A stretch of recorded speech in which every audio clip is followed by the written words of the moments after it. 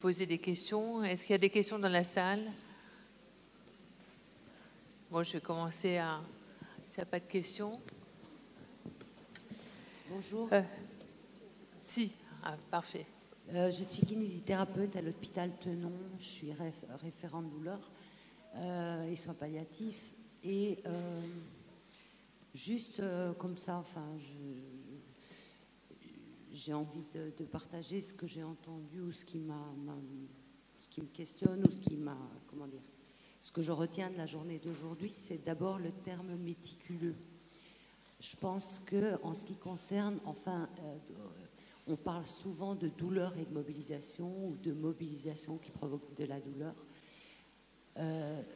J'ai quand même certaines années d'expérience et mobiliser quelqu'un, c'est pas facile.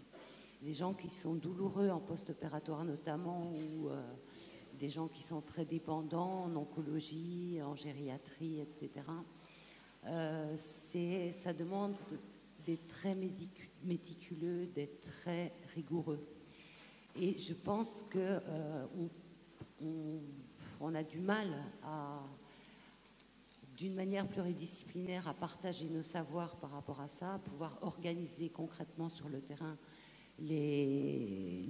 à partager nos pratiques quotidiennement lors de soins douloureux. Je pense particulièrement à la toilette. Voilà, ça c'est déjà une chose. Le problème de l'organisation, le problème du temps, le problème de reconnaître que ce sont des moments qui génèrent extrêmement de douleur et que ce sont des moments qui se répètent tous les jours. Et tous les jours, on a besoin d'une grande disponibilité pour ça, notamment dans les services où particulièrement il y a des difficultés à ce niveau-là ou de la douleur.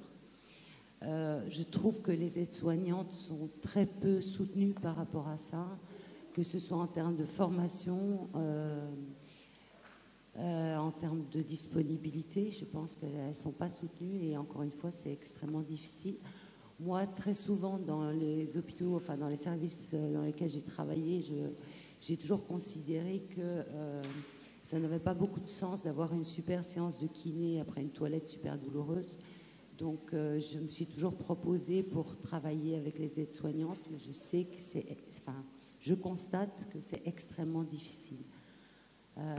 C'est une collaboration qui, voilà, c'est pas les mêmes horaires, c'est peut-être pas facile pour elles de venir me chercher, peut-être que moi je m'y prends mal aussi pour leur proposer mes services, je sais pas, mais en tout cas, je trouve que nos points de vue différents, infirmières, aides-soignantes, kinés, ça vaudrait vraiment la peine qu'on travaille là-dessus, sur les représentations, les connaissances du métier et comment on peut plus travailler ensemble.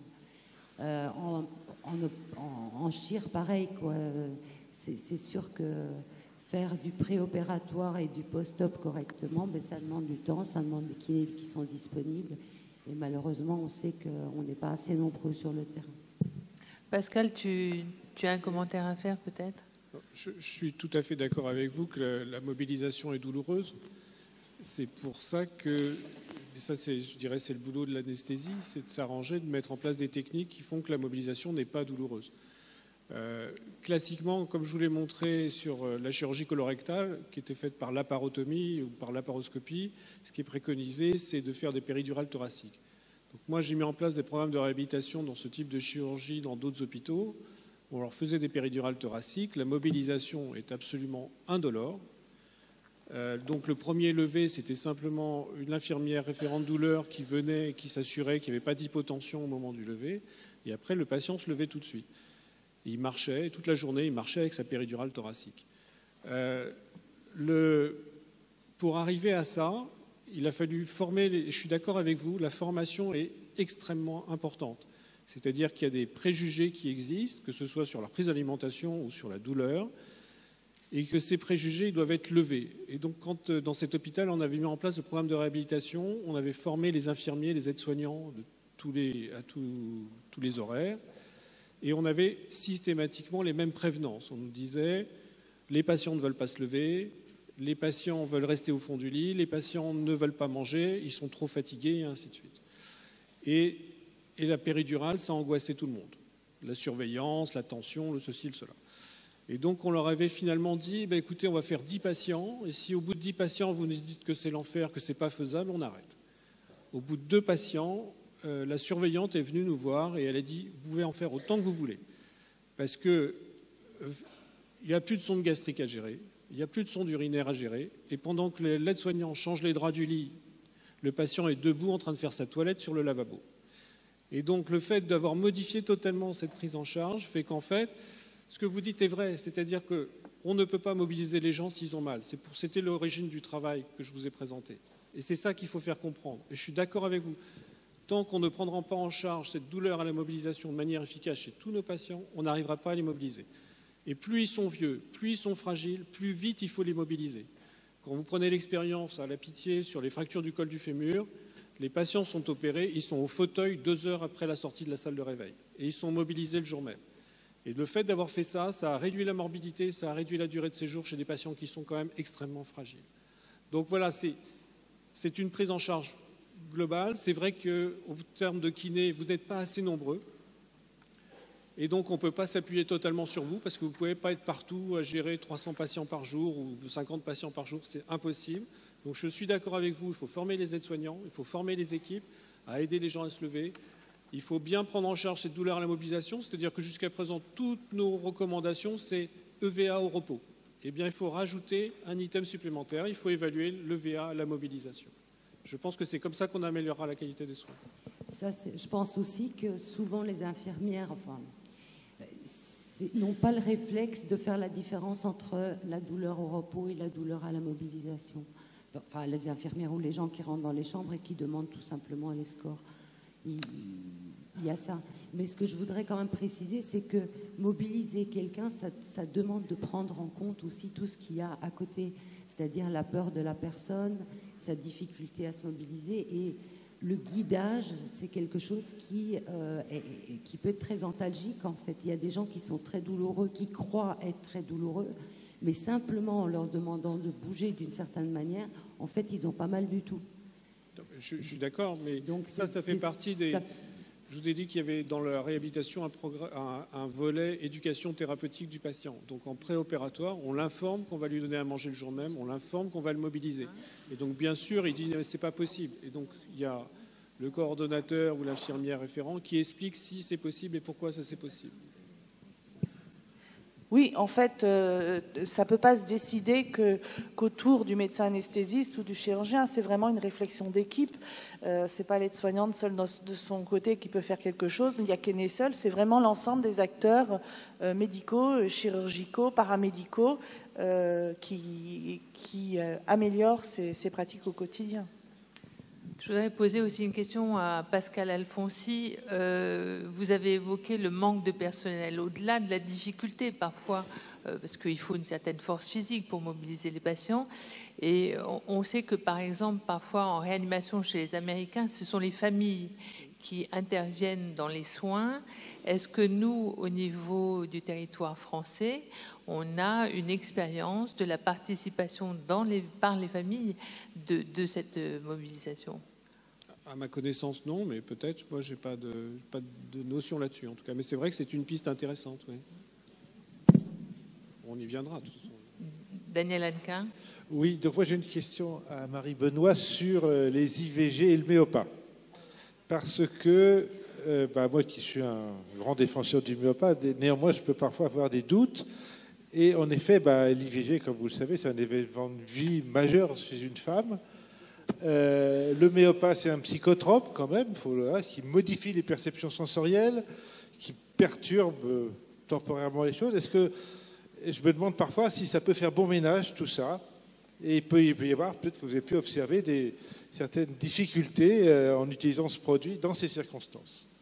Oui, effectivement, il y a des difficultés à l'utiliser dans les interruptions volontaires de grossesse, comme il y a des difficultés à les utiliser chez les patientes qui sont là pour avoir une préservation de la fertilité dans un contexte de cancer. C'est des jeunes femmes à qui on vient d'annoncer une maladie, qui sont là pour préserver la fertilité. Elles n'avaient pas forcément visualiser tout ça à ce moment-là de leur vie, mais on se rend compte que s'il y a une infirmière ou une aide-soignante qui est dédiée à la patiente et qui a vraiment le temps de s'occuper d'elle et de lui tenir le masque et de lui parler, on se rend compte que ça diminue effectivement ces effets secondaires dont vous parlez. On l'a vu, on l'a essentiellement eu, ces problèmes, quand il n'y avait pas d'infirmière qui était disponible pour la patiente. C'est-à-dire que quand il y avait l'infirmière qui qui était occupée à autre chose. Merci Madame Benoît. Evelyne Malaquin-Pavant. Donc je rebondis, je vois que Daniel, il a de la constance dans les idées, puisque on l'avait sollicité il y a une douzaine d'années pour le même sujet quand on a mis le MEOPA sur notre centre de planning familial. Ce que je voulais rajouter par rapport à ce que vous dites, c'est que l'expérience corentinoise montre que depuis que les infirmières ont monté un programme d'éducation avant et une plaquette informative qui leur permet de le laisser aux femmes avant qu'elles viennent, bien évidemment, pour l'acte, ça a permis vraiment de beaucoup diminuer toutes ces difficultés, alors qui étaient plutôt des difficultés qu'on avait en tête mais qu'on a rarement observées en pratique. Peut-être parce qu'effectivement, il y a quand même ce travail d'accompagnement, comme vous le soulignez, cette information très proche qui est faite aux patientes. C'est un petit centre, elles viennent pour ça.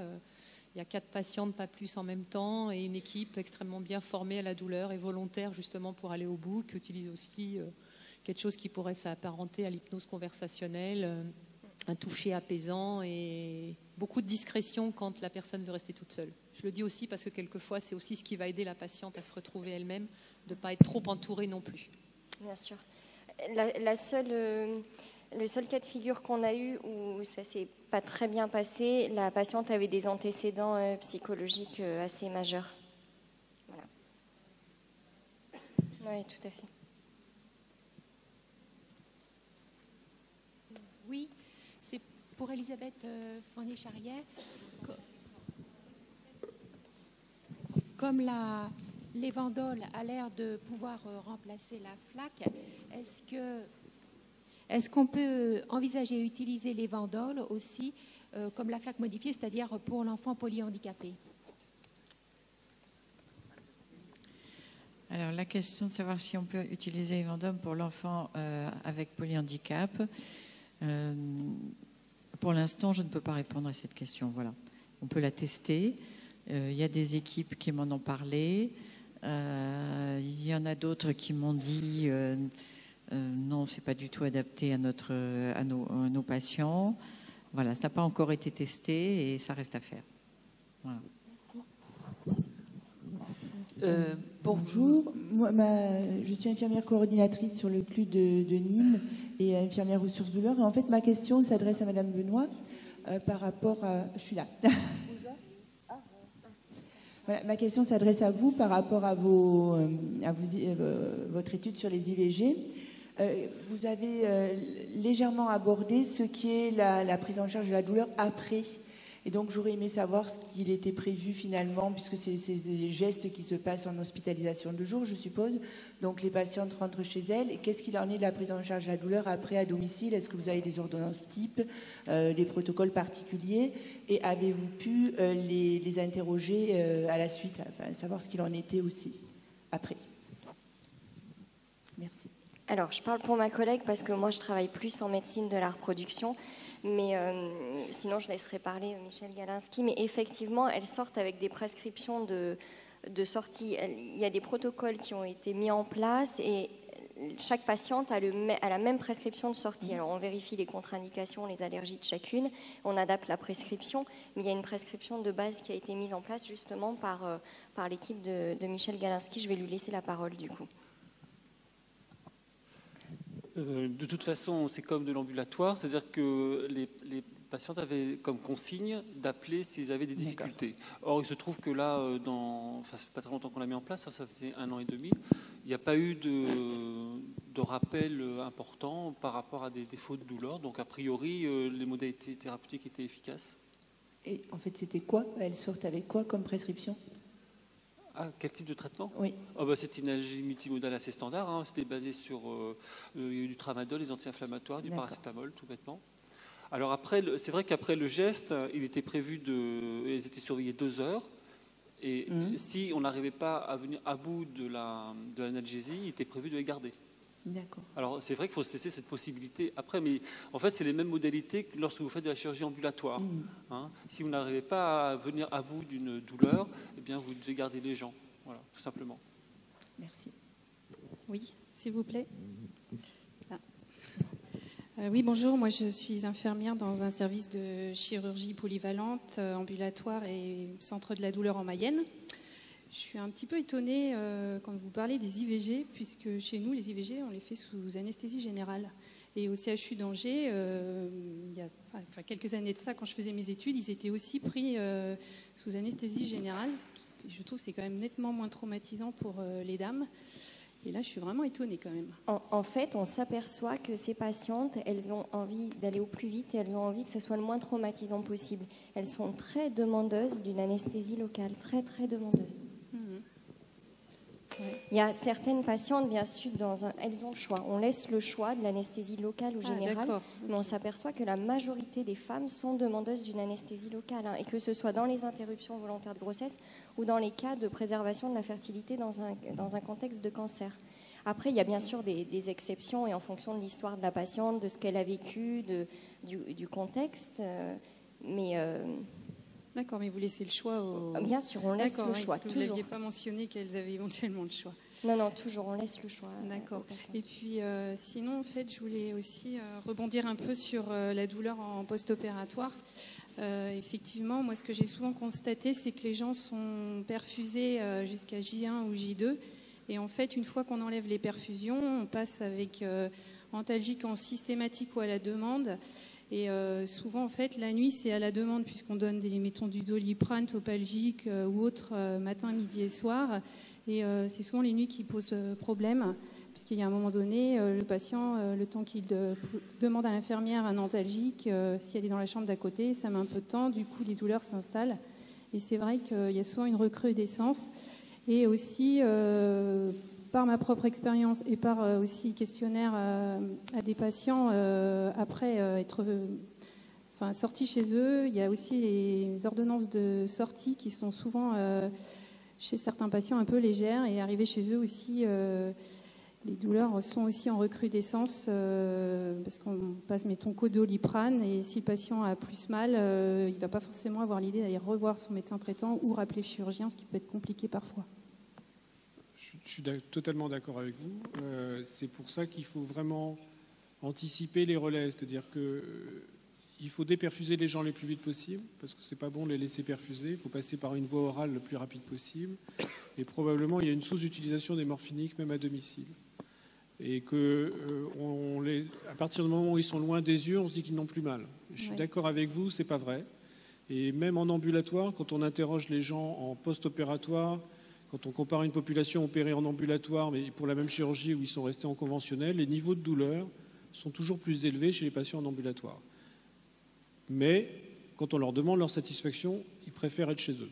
Donc il faut trouver un équilibre entre les deux.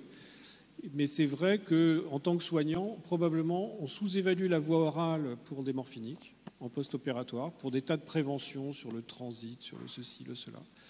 Qu'on donne trop facilement, à mon avis, des médicaments type tramadol ou nefopam, qui sont quand même générateurs de pas mal de nausées et de vertiges, et parfois qui sont mal tolérés, et on les donne un petit peu comme ça.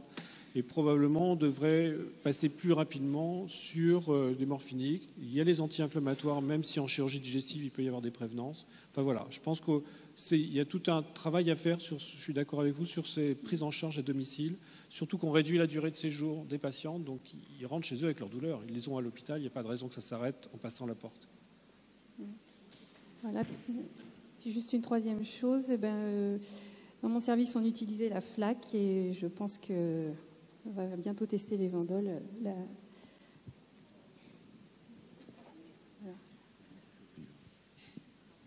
Je voudrais poser une question à Elisabeth Fournier-Charnière en ce qui concerne l'échelle et Vendoles. Dans la mesure où on fait aussi de l'anesthésie ambulatoire chez l'enfant et de la chirurgie ambulatoire, quelle est l'expérience de l'usage de l'évandole par les parents? Et est-ce qu'il y a une bonne corrélation entre l'usage de l'évandole par les parents et par les soignants? Alors, encore une étude qui reste à faire. Néanmoins, dernièrement, il y a une thèse de médecine où l'étudiante a montré Évandol à des parents. Dans une consultation de PMI, elle demandait aux parents ce que c'était pour eux les signes de douleur, et puis elle leur montrait l'échelle Évandol en leur demandant si, d'après eux, ils pourraient s'en servir. Et donc, en première réponse à votre question, les parents ont majoritairement répondu oui. Donc, moi, ça m'a surpris moi-même. Alors, vous savez qu'il y a une échelle qui a été développée pour les parents, par les Canadiens, qui est une série de questions où on demande aux parents si l'enfant est comme d'habitude. Est-ce qu'il s'accroche à vous comme d'habitude, plus que d'habitude? Est-ce qu'il pleure plus que d'habitude? Est-ce qu'il mange moins bien que d'habitude, etc. Voilà, c'est une série de questions qui se réfèrent à l'enfant qu'ils connaissent, bien sûr, et que nous, on ne connaît pas. Donc, on pourrait effectivement la tester. Ça demande à ce que peut-être à comparer ces deux échelles pour le retour à domicile. Voilà. Mais c'est très compliqué, je pense, de faire évaluer par des parents. Et dans ces cas-là, il faut un gros appui téléphonique, je pense, pour obtenir leur avis. Parce que, comme vous le savez, vous disiez les gens sont contents d'être chez eux même s'ils ont mal. Eh bien, à la maison, les parents ne sont pas très exigeants non plus, même pour des interventions très douloureuses comme l'amygdalectomie. Si malheureusement le médecin n'a prescrit que du paracétamol, ils donneront que du paracétamol et encore peut-être que le premier jour. Donc, il y a beaucoup d'études qui montrent que les obstacles dans le traitement de la douleur à domicile en post-opératoire de l'enfant, en particulier de l'amygdalectomie, sont nombreux. Ils sont bien sûr du côté du service d'origine, des prescripteurs, etc., de la façon dont cela a été présenté, le traitement que l'enfant devait prendre. Mais il y a aussi des obstacles inhérents aux craintes que tout le monde a par rapport aux antalgiques et à donner des médicaments à son enfant pendant plusieurs jours. Voilà, donc il y a toujours des peurs. Donc ce genre d'études pourrait contribuer à les lever. Est-ce qu'il y a une dernière question? Sinon, nous allons clore cette session. Pas de questions. Eh bien, nous remercions 3 intervenants, ainsi que Michel Galinski qui était là en soutien.